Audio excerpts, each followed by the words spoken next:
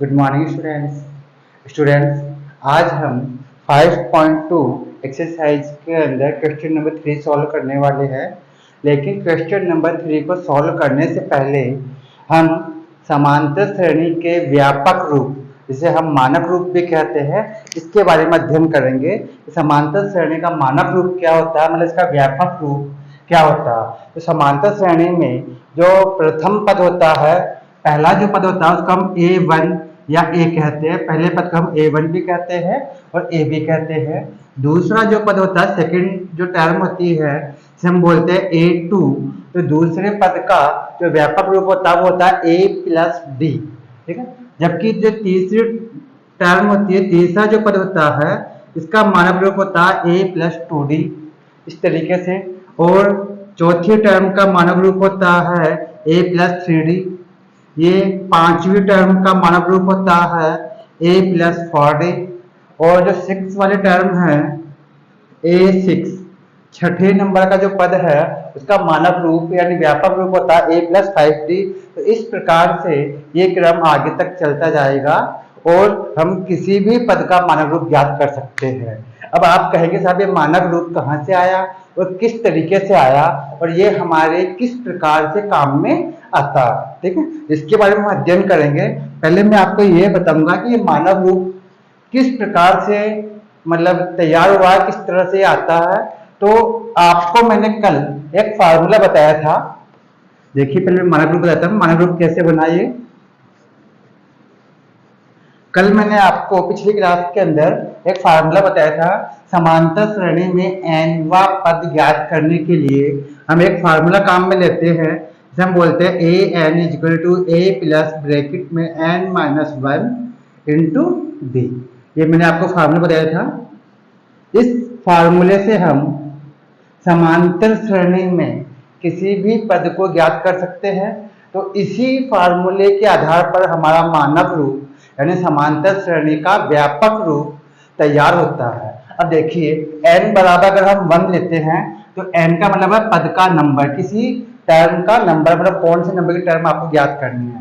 तो हम लिखते हैं यहाँ पर यदि n बराबर 1 हो, मतलब फर्स्ट नंबर वाला पद हम ज्ञात करते हैं, क्योंकि मैंने n का मान क्या ले लिया 1, n की वैल्यू मैंने 1 ले ली। इसका मतलब फर्स्ट नंबर वाली टर्म को हम ज्ञात करेंगे, मतलब पहला पद हम ज्ञात करते हैं। पहला पद क्या आता है मानक रूप के हिसाब से, इसमें हम वैल्यू पुट करेंगे तो हो जाएगा A1 इक्वल टू ए का ए रहने दीजिए। मुझे न तो ए का मान ज्ञात है न ही मुझे डी का मान ज्ञात है, मुझे सिर्फ नंबर ज्ञात है। First number, second number, third number, fourth number, इस तरीके से नंबर ज्ञात है। हम सिर्फ केवल n का मान रखेंगे क्योंकि मुझे केवल इसका व्यापक रूप तैयार करना है, इसलिए, ठीक है। तो a का a प्लस n का मान 1, तो 1 माइनस 1 इंटू डी कर देंगे तो हो जाएगा A1 equal to a plus 1 में से 1 माइनस करेंगे क्या हो जाएगा 0, और 0 का मल्टीप्लाई हम d से करेंगे तो क्या हो जाएगा, ये 0 हो जाएगा। हो जाएगा A1 equal to a plus 0, इनको मल्टीप्लाई करने पर क्या हो जाएगा 0, तो d का मल्टीप्लाई 0 से करेंगे तो क्या होगा 0। इस तरह से A1 या a की बात होती है। इसका अर्थ ये हुआ कि जो पहला पद होता है, फर्स्ट जो पद होता है उसको हम A1 या a कह सकते हैं, या ये बोल दीजिए आप समांतर श्रेणी का जो पहला पद होता है उसका व्यापक रूप भी a ही होता है। अब हम देखिए, मान लीजिए सेकंड नंबर वाला टर्म ज्ञात करना आपको, तो दूसरा पद ज्ञात करते हैं। देखिए आप, तो यहां हो जाएगा A2, ठीक है। n का मान 2 ले लिया हमने, मतलब दूसरे नंबर वाला पद, सेकंड नंबर वाला पद कैसे ज्ञात करेंगे। तो A2 इक्वल टू a का a रहने दीजिए यहाँ पर प्लस n। अब n की वैल्यू क्या ले रखी हमने 2, तो हो जाएगा 2 माइनस 1 इंटू डी, ठीक है। तो हो जाएगा A2 equal to a plus 2 में से 1 माइनस करेंगे क्या हो जाएगा 1 इंटू में डी, ठीक है। तो हो जाएगा A2 equal to a plus 1 का मल्टीप्लाई डी से करेंगे तो क्या होगा डी प्राप्त होगा। इस तरह से जो सेकंड टर्म होती है उसका जो मानक रूप होगा वो क्या होगा 1a प्लस डी हो जाएगा। बोलेंगे A2 का जो मानक रूप होता है वो होता है a प्लस डी। ठीक है, इसी तरह से एक और हम याद कर लेते हैं। अब हम n के स्थान पे 3 ले लेते हैं। थर्ड नंबर वाली टर्म का जो व्यापक रूप होगा, मानक रूप होगा, जो स्टैंडर्ड रूप जो होता है रूप, वो देख लेते हैं। तो a3 इक्वल टू, अब a की वैल्यू हमें ज्ञात है नहीं, तो a का a प्लस n की वैल्यू 3 ले रखी हमने, तो 3 माइनस 1 इंटू डी की जगह स्थान पे डी रह जाएगा। कैसे कैसे हो जाएगा, a3 equal to a plus 3 में से 1 माइनस करेंगे तो 2d हो जाएगा। तो इस तरह से तीसरे पद का मानक रूप ज्ञात हो गया। तो a3 का मानक रूप क्या हो गया, a प्लस 2d। समझ में आ गया। तो इसी प्रकार अगर आप चौथे टर्म का मतलब चौथे पद का मानक रूप ज्ञात करेंगे तो आपको ज्ञात हो जाएगा a प्लस 3d। पांचवें पद का मानक रूप ज्ञात हो जाएगा a प्लस 4d। तो इस तरह से ये क्रम चलता रहेगा। तो अगर आप मानक रूप को ध्यान से देखेंगे तो यहाँ पर एक चीज आपको स्पष्ट नजर आ रही होगी कि हम जिस पद का, जिस नंबर का मानक रूप ज्ञात करते हैं उसमें से एक माइनस करके हम d के साथ मल्टीप्लाई के रूप में लिख देते हैं और एक पहले पद को हम ऐड कर देते हैं तो उसका मानक रूप तैयार हो जाता है। ठीक है, तो यहाँ पर d के साथ में जो नंबर आ रहे हैं वो एक अंक मतलब एक डिजिट कम है। क्यों कम है, क्योंकि यहाँ पे n-1 किया जाता है या 1 हम लेस कर देते हैं। इस प्रकार से इसी फार्मूले से हम किसी भी पद का मानक रूप, किसी भी नंबर वाले पद का मानक रूप ज्ञात कर सकते हैं। मान लीजिए मैं आपको कहता हूं 10वें पद का मानक रूप ज्ञात करना। आपको कौन से पद का, 10वें नंबर वाले पद का मानक रूप ज्ञात करना है। तो हम लिखेंगे n इक्वल टू 10, हो जाएगा a 10 इक्वल टू a के स्थान पे a प्लस n के स्थान पे 10 माइनस 1 इंटू डी, हो जाएगा a प्लस 9d। तो ये 10वें पद का मानक रूप इस तरह से हो गया। 10 में से 1 लेस करके हमने d के साथ मिला के लिख दिया। तो इस तरह से 10वें पद का मानक रूप हो गया।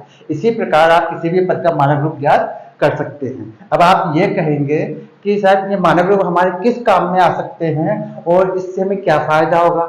हालांकि इन जो व्यापक रूप है समांतर श्रेणी का वो इसी फार्मूले से निकल रहा है। ठीक है, इन दोनों में वैसे कोई अंतर नहीं है। हम इस व्यापक रूप से भी किसी भी पद को हम ज्ञात कर सकते हैं।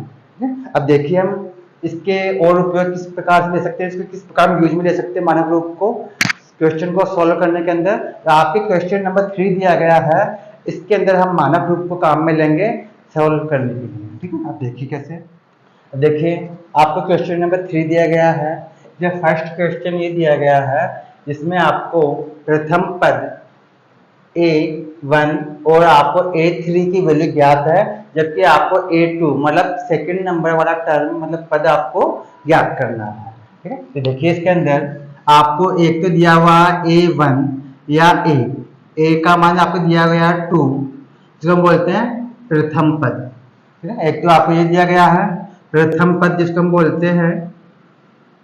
ठीक है, इसके अलावा आपको तीसरे नंबर वाला पद दिया गया है, a3 का मान दिया गया है।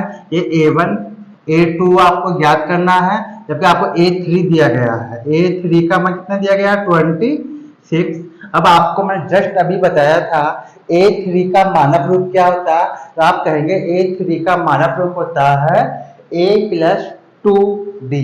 तो इसके स्थान पर हम मानक रूप लिख देंगे, तो जाएगा a plus 2d equal to 26। इस तरीके से ये आपके एक समीकरण बन गया। ठीक है, ये इक्वेशन बन गई आपके पास में। इसीलिए हम मानक रूप की सहायता से कई समस्याओं को सॉल्व कर सकते हैं इक्वेशन बना करके। ठीक है, तो ये तीसरा आपको जो पद दिया गया है a3 का मान जो दिया गया था, इसको हमने मानक रूप के हिसाब से व्यवस्थित कर दिया। ये a3 का मान 26 दिया हुआ था, इसका मतलब हो गया a प्लस 2d का मान 26 है। ठीक है, अब लिखेंगे हम समीकरण 1 से a इक्वल टू 2 समीकरण 2 में रखने पर, दूसरे में पुट कर देंगे हम रखने पर। अब आप कह रहे होंगे, सोच रहे होंगे कि भाई ये मान इसमें क्यों रख रहा हूं मैं, तो मैं आपको एक चीज बता दूं, क्लियर कर दूं मैं आपको कि यदि किसी भी समांतर श्रेणी में आपको प्रथम पद, एक तो प्रथम पद ए और एक सार्वअंतर, ठीक है, एक तो प्रथम पद ए और एक सार्वअंतर अगर आपको ज्ञात हो जाए या दिया गया हो पहले से ही, तो हम उस एपी के किसी भी नंबर वाले पद को ज्ञात कर सकते हैं। अगर आपको कोई फिर ये कहे कि मैं 50वां पद ज्ञात करना है या 32वां 32 नंबर वाला पद ज्ञात करना है, या मुझे पूरी की पूरी समांतर श्रेणी मतलब पूरी की पूरी एपी तैयार करनी है, तो भी हम ज्ञात कर सकते हैं। ठीक है, केवल आपको एक तो प्रथम पद, इसका मतलब ये है कि आपको एपी की शुरुआत स्टार्टिंग आपको कहां से करनी है और उनमें डिफरेंस मतलब उनमें अंतर कितने कितने का रखना है। हमें केवल दो चीज ज्ञात होनी चाहिए, एक तो प्रथम पद और एक डी। ठीक है, तो वही काम हम यहाँ पर करते हैं। इस क्वेश्चन में आपको प्रथम पद तो दिया गया है, ए का मान तो आपको दिया गया है प्रथम पद, तो अब आपको डी की वैल्यू और ज्ञात करनी है। और जैसे ही हम ए का मान और डी का मान ज्ञात कर लेंगे तो फिर हम खुद एक, मान लीजिए आप एक शहंशाह बन जाएंगे और आपको जो पद ज्ञात करना हो आप उसको ज्ञात कर सकते हैं। ठीक है, तो इसीलिए हम ए की वैल्यू समीकरण नंबर 2 में पुट कर रहे हैं, इसमें रख रहे हैं ताकि हमको डी का मान भी ज्ञात हो जाए। जिसमें केवल ए है और एक डी है, तो ए के स्थान पे ए की वैल्यू आ जाएगी, तो हम डी की वैल्यू आसानी से ज्ञात कर लेंगे। और यही काम हम अधिकतर क्वेश्चन में करेंगे, जिनमें हम कोशिश ये करेंगे सब क्वेश्चन के अंदर जितना जल्दी हो सके उतना जल्दी हम ए और डी की वैल्यू ज्ञात करेंगे। ठीक है, तभी यहाँ पे रख देते हैं हम, यहाँ पे ए के स्थान पे 2 रखेंगे, 2 प्लस 2d इक्वल 26, मैंने ए के स्थान पर 2 रख दिया। ये आपको ए का मान 2 दिया गया था, इसका 2 plus 2d as it is equal 26। जो कि यहाँ सोल्व कर लेते हैं हम, तो अगर 2d इक्वल टू 26 माइनस 2, तो अगर 2d इक्वल 24 माइनस कर कितना प्राप्त होगा 24, तो यहाँ जाएगा d इक्वल टू 24 अपॉन 2, तो d की वैल्यू प्राप्त हो जाएगी आपको 12। ये अब आपने d की वैल्यू ज्ञात कर ली, d का मान ज्ञात कर लिया, जबकि आपको प्रथम पद आपको पहले से ही दिया गया था। अब आप किसी भी पद को ज्ञात कर सकते हैं। अब क्वेश्चन के अनुसार आपको दूसरे नंबर का पद ज्ञात करना, जब आपको a2 का मान ज्ञात करना, तो a2 का मान ज्ञात करने के लिए आप चाहे तो an वाले फार्मूले को भी काम में ले सकते हैं, और आप चाहे तो मानक रूप के अनुसार भी आप इस पद को ज्ञात कर सकते हैं। अभी देखिए, आपको दूसरा पद ज्ञात करना है, सेकंड नंबर वाली टर्म ज्ञात करनी है, तो सेकंड नंबर वाली टर्म का मानक रूप होता है a2 इक्वल टू होता है a प्लस डी। क्या होता है? a प्लस डी, इसका मानक रूप होता दूसरे पद का, ये बताया था आपको मैंने कि, तो यह हो जाएगा a2, दूसरी टर्म हो जाएगी a का मतलब है प्रथम पद मतलब पहला पद, तो पहला पद आपको दिया गया है यहाँ पर 2 प्लस डी, डिफरेंस कितने का, सार्वंत कितने का 12 का, तो जगह a2 इक्वल टू 14। इस तरीके से हमने ये सेकंड नंबर वाला टर्म याद कर ली, दूसरा पद हमने याद कर लिया। और आप कह सकते हैं कि दूसरे इस एपी में जो दूसरा पद होगा वो 14 होगा। ठीक है, तो समझ में आ गया स्टूडेंट्स आपको। अब हम आते हैं इसी क्वेश्चन के अंदर सेकंड क्वेश्चन के अंदर, ठीक है, इसी का सेकंड है, तीसरे का सेकंड है, इसमें साफ कर देते हैं।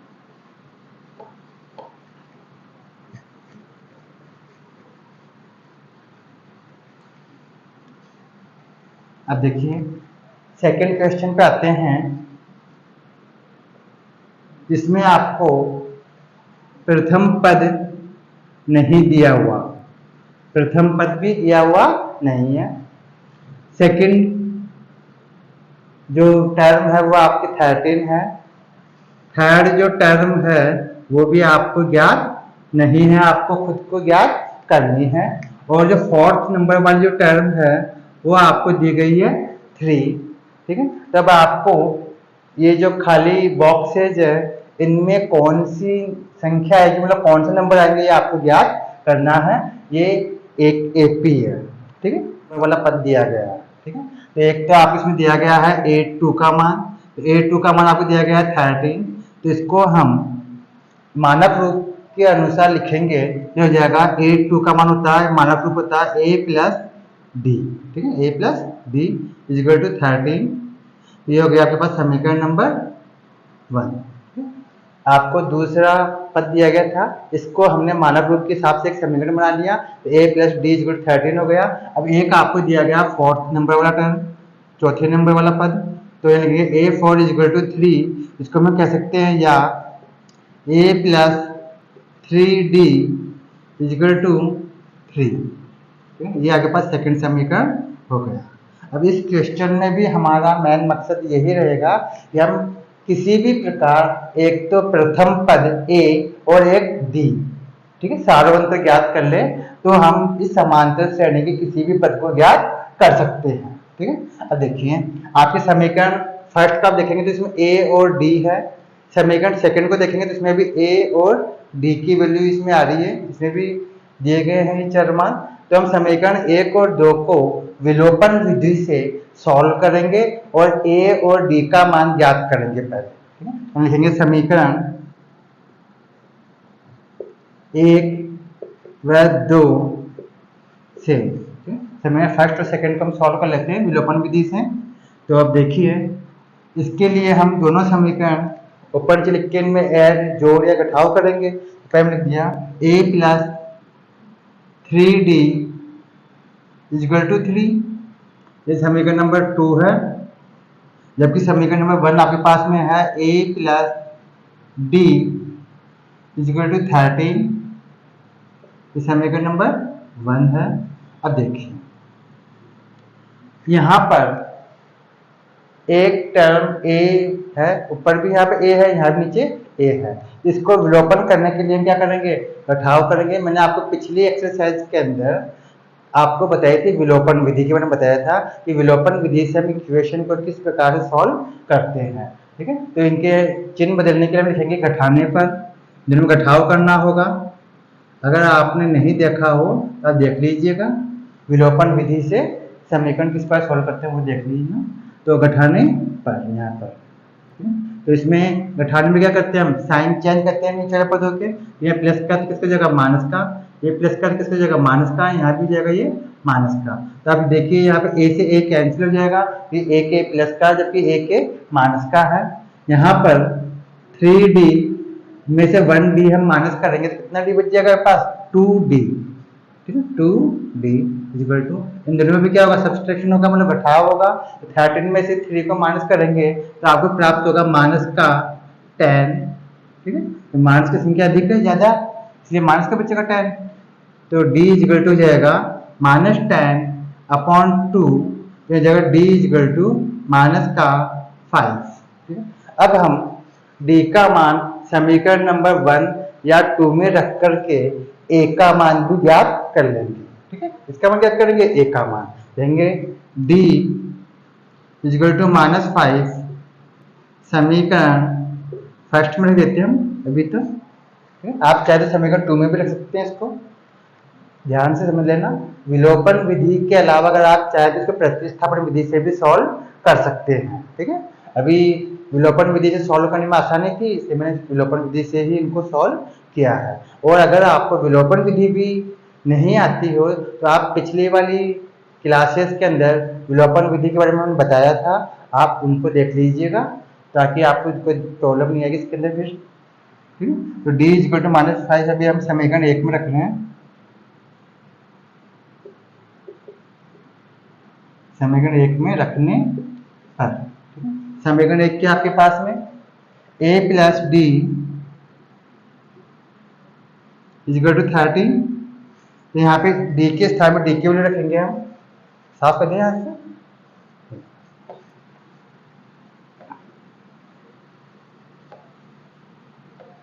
अब देखिए d के स्थान पर d की वैल्यू रखेंगे यहाँ पर, तो हो जाएगा a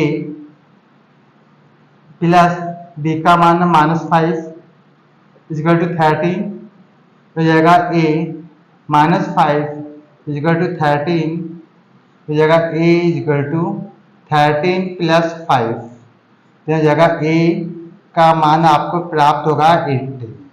ठीक है, प्रथम पद आपको प्राप्त हो गया 18। ठीक है, अब आपको कौन सा पद ज्ञात करना, एक तो प्रथम पद, तो प्रथम पद तो हमने वैसे ही ज्ञात कर लिया 18 आएगा। अब एक आपको दूसरा पद कौन से ज्ञात करना, थर्ड a3 का मान। ठीक है, लेंगे a3, अब a3 का मान रूप क्या होता है a प्लस 2d, लेंगे a प्लस 2d, तो हो जाएगा a3 इजिकल टू a का मान कितना ज्ञात किया था हमने, तो a का मान हमारे पास में है 18, 18 प्लस 2d का अर्थ हो गया 2 इंटू डी की वैल्यू, तो डी की वैल्यू हमने ज्ञात की थी -5, लिख देंगे माइनस का 5। ठीक है, तो इसको साफ लेते हैं, हो जाएगा a3 इक्वल टू 18, वही हो जाएगा माइनस का 10, तो हो जाएगा a3 इक्वल टू, यह प्राप्त हो जाएगा आपको 8, क्या प्राप्त हुआ 8 प्राप्त हो गया। लेंगे अतः आपको जो एपी दी गई थी, तो एपी के कौन कौन से पद ज्ञात करने थे आपको, एक तो प्रथम पद ज्ञात करना था। ठीक है, लिखेंगे a1 या a, फर्स्ट पद तो आपके पास में आ गया 18, और जो तीसरा पद था, ठीक है थर्ड पद, वो आपके पास आ गया 8। ये दोनों आपके हो गए आंसर। आपको एक तो a1 ज्ञात करना था और एक a3 की वैल्यू ज्ञात करनी थी, जो आपके दोनों हमने टर्म ज्ञात कर ली, a1 की वैल्यू 18 और a3 की वैल्यू 8 प्राप्त होगी आपको। ठीक है, क्वेश्चन समझ में आ गया। अब हम आते हैं क्वेश्चन नंबर 3 पर। ठीक है, साफ कर दे इसको। ठीक है, अब देखिए आगे।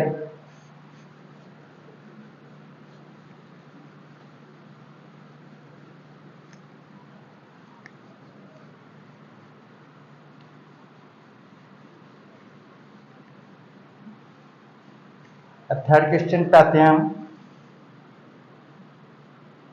इसमें आपको प्रथम पद 5 दिया गया है। ठीक है, सेकंड पद आपको दिया हुआ नहीं है, दूसरी टर्म आपको ज्ञात करनी है, इसके अलावा तीसरी टर्म भी आपको ज्ञात करनी है, थर्ड टर्म भी आपको नहीं दी हुई, और फोर्थ नंबर वाली जो टर्म है वो आपको दी गई है 9 से ही 1/2। ठीक है, तो आपको इसमें बीच में दो पद आपको ज्ञात करने हैं। अब आपको प्रथम पद दिया गया है, तो कहेंगे a1 या a इक्वल टू 5, ये आपके पास प्रथम पद दिया गया है। ठीक है, और इसके अलावा आपको दिया गया है a1 a2 a3 a4, आपको फोर्थ नंबर वाली टर्म आपको दी गई है, लेंगे तथा आपको फोर्थ नंबर वाली टर्म दी गई है, a4 का मान दिया गया है 9 से ही 1/2।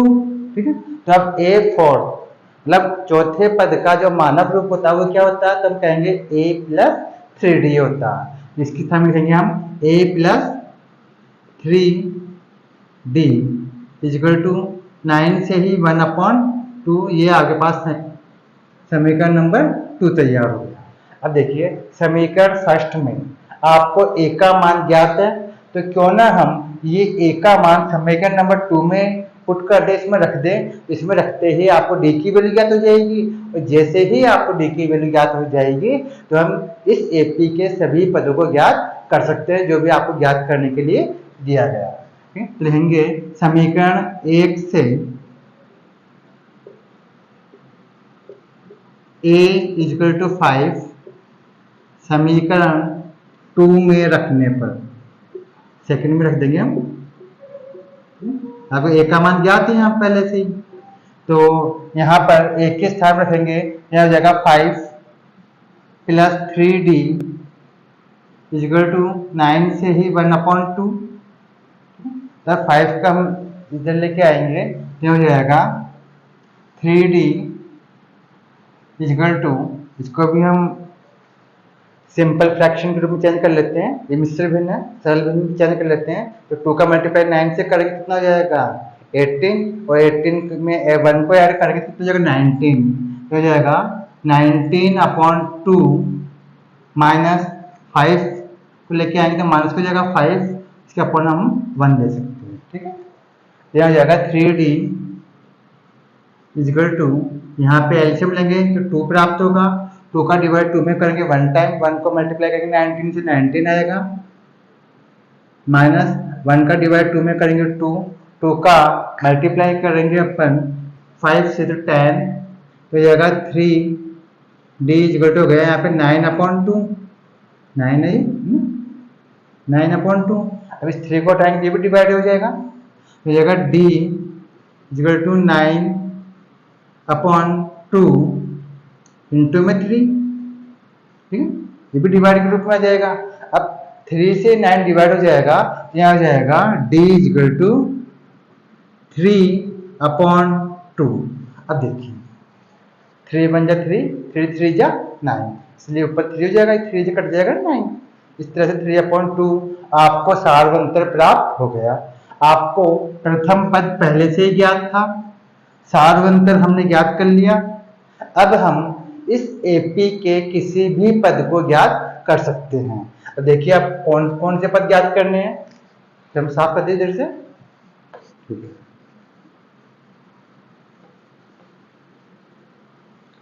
अब देखिए आपको इस एपी के अंदर एक तो सेकंड नंबर वाला पद ज्ञात करना, दूसरा पद ज्ञात करना, और एक थर्ड नंबर वाला पद है आपको ज्ञात करना। पहले हम लिखेंगे A2 इजिकल टू होता है A प्लस डी, दूसरे पद का मान रूप क्या होता है A प्लस डी, तो लिखेंगे A2 इजिकल टू A। अब A की वैल्यू क्या आपके पास में 5 पहले से दिया हुआ था आपको, 5 प्लस D, तो D की वैल्यू है 3/2। आप चाहे डायरेक्ट जोड़ सकते हैं, इसको ऐड कर सकते हैं, या एलसीएम लेके भी आप कर सकते हैं। तो जगह A2 इजिकल टू, यहाँ पे एलसीएम लेंगे तो 2 आएगा, 1 का डिवाइड 2 में करेंगे 2 टाइम, तो 2 का मल्टीप्लाई करेंगे 10 प्लस 3 हो जाएगा यहाँ पर, तो हो गया A2 इजिकल टू हो गया 13/2। ठीक है, 13/2 हो गया। इसे आप कह सकते हैं 6 से ही 1/2, क्योंकि आप 2 का डिवाइड करेंगे 13 में तो 6 टाइम तो पूरा पूरा हो जाएगा, जबकि 1 आपके पास रिमाइंडर शेष बच जाएगा, इसलिए हम कह सकते हैं 6 से ही 1/2 कह सकते हैं इसको। ठीक है, या 13/2 भी आप कह सकते हैं। ठीक है, इसके अलावा आपको कौन सी टर्म याद करनी थी, थर्ड नंबर वाली। ठीक है, देखिए तीसरी टर्म भी हम याद कर लेते हैं। अब हम लिखेंगे यहाँ पर A3 इजिकल टू, तीसरा पद याद कर रहे हैं, सेकंड नंबर वाला पद हमने याद कर लिया, अब हम तीसरा पद याद करेंगे। तो A3 इजिकल टू होता है A प्लस 2D, हो जाएगा A3 इजिकल टू A।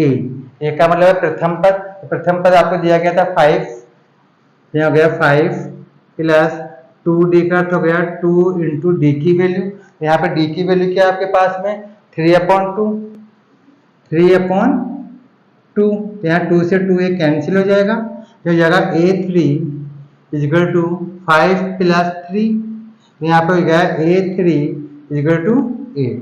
ठीक है, अब आपको दो पद इसमें ज्ञात करने थे, एक सेकंड नंबर वाला और एक थर्ड नंबर वाला।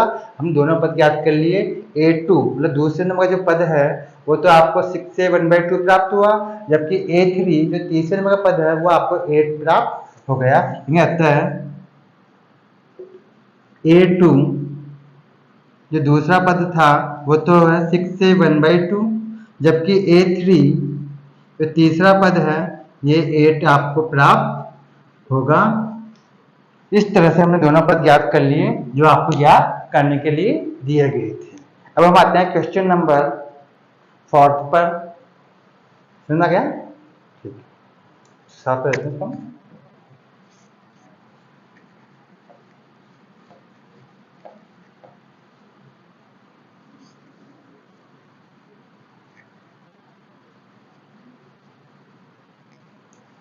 फोर्थ क्वेश्चन में हम आते हैं इसमें आपको फर्स्ट जो टर्म है, पहला पद आपको दिया गया है -4, दूसरा, तीसरा, चौथा और पांचवा, इसमें आपको 4 टर्म नहीं दी गई बीच में, तो एक सेकंड, थर्ड, फोर्थ और फिफ्थ। ठीक, यहाँ पर आपको 4 टर्म मतलब 4 पद ज्ञात करने हैं, दूसरा पद, तीसरा पद, चौथा पद और पांचवा पद। इसके अलावा जो छठे नंबर पे जो पद आएगा, 6 नंबर वाला पद है, वो आपको 6 ही दिया गया है। ठीक है, अब आपको बीच के ये पद ज्ञात करने हैं और बीच वाले टर्म आपको ज्ञात करने हैं। ठीक है, तो पहले हम लिखेंगे प्रथम पद। ठीक है, ए का मान कितना दिया गया आपको? -4, मतलब पहला पद जो होता है वो तो आपको दिया गया है, इसमें माइनस का 4, इसलिए तो समीकरण नंबर 1 मान लेते हैं थोड़ी देर के लिए। इसके अलावा ये A1 है, ये A2 है, ये A3 है, ये A4 है, ये A5 और ये A6 है। इसके अलावा आपको A6 की वैल्यू ज्ञात है, तो A6 की वैल्यू कितनी दी गई है आपको? 6 दी गई है। इसको हम कह सकते हैं A6 का जो मानव रूप होता है, छठे पद का जो मानव रूप होता है वो क्या होता है? हम कहेंगे इसको A + 5D = 6। इस तरीके से समीकरण नंबर 2 हो गया। ठीक है, अब A का मान इस समीकरण नंबर 2 में अगर रख दिया जाए तो आपको D का मान भी ज्ञात हो जाएगा, और जैसे ही हमको D का मान ज्ञात होगा हम ये पद ज्ञात कर सकते हैं। ठीक है, यहाँ पे लिखेंगे समीकरण 1 से A = -4 समीकरण 2 में रखने पर, समीकरण 2 में हम रख देंगे तो इससे आपको D की वैल्यू ज्ञात हो जाएगी। ठीक है, तो यहाँ लिखेंगे A का मान कितना? -4, तो इसमें रखेंगे तो यहाँ हो जाएगा -4 + 5D = 6, तो हो जाएगा 5D = 6 + 4। ठीक है, माइनस का 4 राइट साइड लेके आएंगे प्लस हो जाएगा, तो यहाँ हो जाएगा पास में 5D = 10, 6 और 4 10 हो जाएगा, तो D = 10/5, तो आपके पास D की वैल्यू प्राप्त होगी 2। आपको प्रथम पद पहले से दिया गया था, सार्वंतर हमने ज्ञात कर ही लिया। अब हम किसी भी पद को ज्ञात कर सकते हैं। अब देखिए आपको कौन कौन से पद ज्ञात करने हैं। एक तो A2 का मान ज्ञात करना है, लिखेंगे यहाँ पर A2। ठीक है, A2 की वैल्यू ज्ञात करनी है आपको, तो A2 का मान रूप क्या होता है? तो हम कहेंगे A + D होता, A + D होता, तो हो जाएगा A2 = A। अब A का मान क्या आपके पास में? 6 है, सॉरी -4 है, -4 A का मान प्लस D की वैल्यू क्या आपके पास में? 2 दिया 2, तो जगह A2 = हो गया -2। ठीक है, तो दूसरा पद जो होगा, सेकंड नंबर वाली जो टर्म होगी वो होगी -2।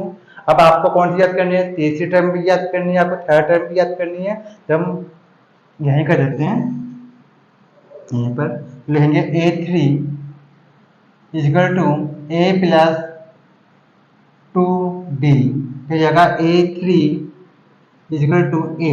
अब A की वैल्यू क्या आपके पास में? -4, लेंगे -4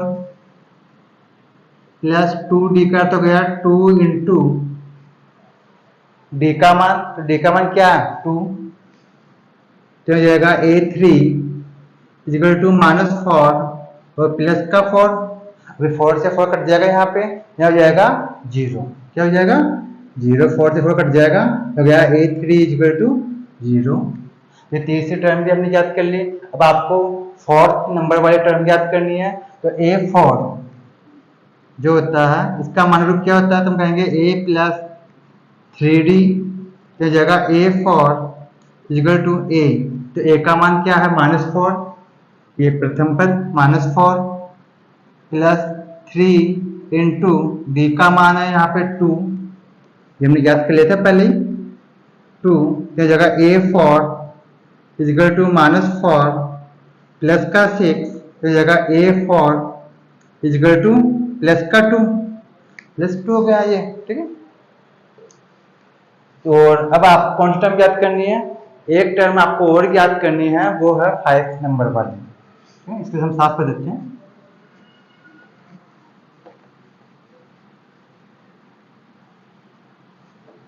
अब देखिए, अब आपको A5 भी ज्ञात करना है, देंगे A5 equal to A plus 4D, तो जगह A5 इक्वल टू A का मान है -4 प्लस 4 इंटू D की वैल्यू, तो D की वैल्यू आपके पास में 2 है, तो जगह A5 इक्वल टू -4 और प्लस का 8, तो यहाँ जाएगा A5 इक्वल टू प्लस का 4। ठीक है, तो इस तरह से हमने दूसरी टर्म, तीसरी टर्म, चौथी टर्म ज्ञात कर ली। तो लेंगे आता है लास्ट में चले लेते हैं, आपको कौन कौन सी टर्म ज्ञात करनी थी, तो A2 का मान ज्ञात करना था, तो A2 का मान हमको ज्ञात हुआ -2, लिख दिया -2। A3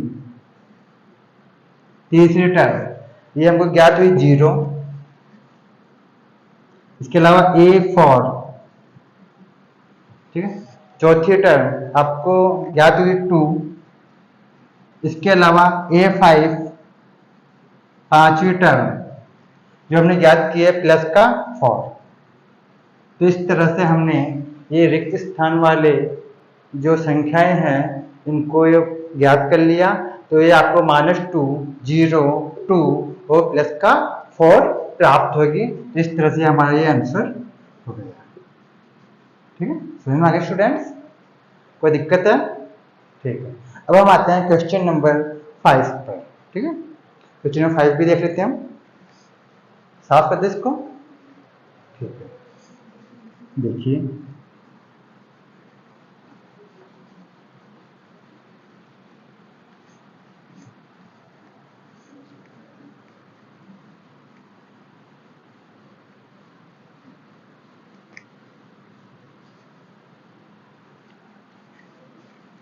अब देखिए क्वेश्चन नंबर 5 है, इसमें प्रथम पद आपको दिया हुआ नहीं है, जबकि आपको सेकंड नंबर वाला टर्म दी गई है 38। इसके अलावा आपको 10 टर्म नहीं दी हुई, ये आपको ज्ञात करनी है। ठीक है, इस तरीके से 3 टर्म आपको लगातार कंटिन्यू ज्ञात करनी है। ठीक है, इसके अलावा जो नेक्स्ट टर्म है वो आपको दी हुई है -22। ठीक है, अब देखिए इसमें भी रिक्त स्थान वाले जो टर्म है, जो पद है, ये आपको ज्ञात करने हैं। अब किस प्रकार ज्ञात करेंगे देख लीजिए, इसमें आपको कौन कौन से पद, मतलब कौन कौन सा टर्म आपको दी हुई है, पहले हम इसको देखेंगे। तो आपको A2, ये A1 तो ये हो गया, A2 ये है, तो A2 का मान आपको दिया गया है 38। इसका मतलब हो गया A प्लस D का मान आपको दिया गया है 38, क्योंकि A2 का जो मानक रूप होता है वो होता है A प्लस D। अब लिखेंगे, इसके अलावा आपको A1, A2, A3, A4, A5, A6, आपको 6 नंबर वाला टर्म ज्ञात है, मतलब A6 का मान आपको दिया गया है, वो है -22। तो इसे हम कह सकते हैं A plus 5D equal to -22। तो ये इक्वेशन नंबर सेकंड हो गई। ठीक है, अब हम समीकरण नंबर 1 और 2 में ऐड या सब्सट्रैक्शन करके, मतलब घटाव करके, हम आसानी से A और D का मान ज्ञात कर लेंगे, और फिर हम जो टर्म हमको ज्ञात करनी है, जो पद हमको ज्ञात करनी है, उसे आसानी से ज्ञात कर लेंगे। ठीक है, लिखेंगे समीकरण फर्स्ट, मतलब 1 और 2 से। अब इनको हम लिख लेते हैं, समीकरण 1 और 2 को यहाँ लिख लेते हैं। समीकरण 1 के आपके पास में A plus D equal to 38, ये तो गया समीकरण नंबर 1। और समीकरण नंबर 2 है वो है A plus 5D equal to -22, ये हो गया समीकरण नंबर 2। ठीक है, अब देखिए यहाँ पर दोनों समीकरणों में ए वाला जो मतलब टर्म है वो एक समान है, इसको हम काट सकते हैं। तो इसको काटने के लिए आपको चिन्ह बदलने पड़ेंगे, इसलिए हम लिखेंगे यहाँ घटाने पर, सब्सट्रैक्शन करने पर। अब इसमें क्या था, नीचे वाले जितने भी टर्म्स होते हैं उनका चिन्ह चेंज करना होता। यहाँ माइनस हो जाएगा, ये माइनस हो जाएगा, ये भी माइनस हो जाएगा, लेकिन यहाँ पर प्लस हो जाएगा। ठीक है, अब ए से ए कैंसिल हो जाएगा आपके। यहाँ पर 5d अब माइनस का है, ध्यान से मत देखना, 5d माइनस का जबकि 1d प्लस का है। इनमें घटाव करने पे आपको प्राप्त होगा माइनस का 4d, जबकि इन दोनों में क्या होगा, ऐड होगा। तो यहाँ पर ऐड करने पे प्राप्त होगा आपको 10 का 0 और यहाँ हो जाएगा 6। ठीक है, तो प्राप्त होगा आपको 60 प्राप्त होगा प्लस का। तो यहाँ हो जाएगा d इक्वल टू, यहाँ हो जाएगा 60 अपॉन माइनस का 4, तो यह जगह d इक्वल टू माइनस का 15। ये आपके पास d की वैल्यू ज्ञात हो गई। ठीक है, किसकी वैल्यू ज्ञात हुई आपको, d की वैल्यू ज्ञात हो गई। अब इस d वाले मान को हम समीकरण नंबर 1 या 2 में रख करके a का मान भी ज्ञात कर लेंगे, मतलब पहला पद भी ज्ञात कर लेंगे। कहेंगे d इक्वल टू माइनस 15 समीकरण फर्स्ट में रखने पर, समीकरण नंबर 1 में रखने पर, ताकि आपको ए का मान भी ज्ञात हो जाए। ठीक है, तो समीकरण 1 के आपके पास में a plus d equal to 38। ये बस समीकरण नंबर 1 है, इसमें हम d के स्थान पर d की वैल्यू रख देंगे, इधर 7 कर दें। ठीक है, देखिए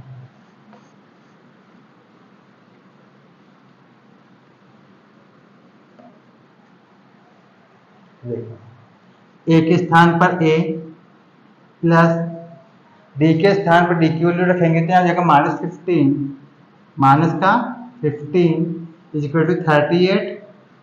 तो हो जाएगा a minus 15 equal to 38 plus minus क्या होगा माइनस, अब 15 को राइट साइड लेके जाएंगे तो जाएगा a इक्वल टू 38 प्लस का 15, तो हो जाएगा a इक्वल टू 53। 8 और 5 को ऐड करेंगे 3, तो यहाँ हो जाएगा 5, 53। तो आपके प्रथम पद जो a की वैल्यू है वो 53 प्राप्त हो गई।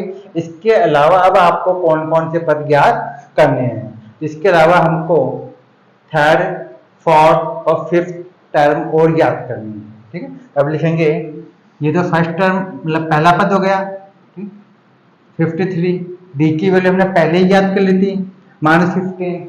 अब हम किसी भी पद को आसानी से ज्ञात कर सकते हैं मानक रूप लिख करके। साफ कर दे इस साइड से। ठीक है,